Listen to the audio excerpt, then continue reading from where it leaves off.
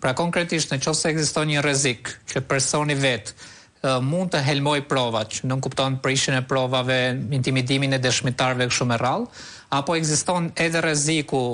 ose edhe rreziku që ai të kryej sërish të njëjtën vepër penale, prokurorët mund të vlerësojnë që është e nevojshme të vendoset një masë. Dhe në vlerësimin tim, ndalimi ose pezullimi i ushtrimit të funksionit të zëvendës kryeministres dhe ministres së infrastrukturës dhe energjisë ndaj Belinda Ballukut është bërë pikërisht me qëllim për të hequr mundësinë Belinda Ballukut që nga njëra anë të helmoj provat, pra të ndikojë tek dëshmitarët të prish provat e kështu me radhë, dhe nga ana tjetër të heqë edhe mundësinë për të kryer sërish të njëjtën vepër penale, pasur parasysh që tashmë për spakun rezulton e provuar që kemi të bëjmë me një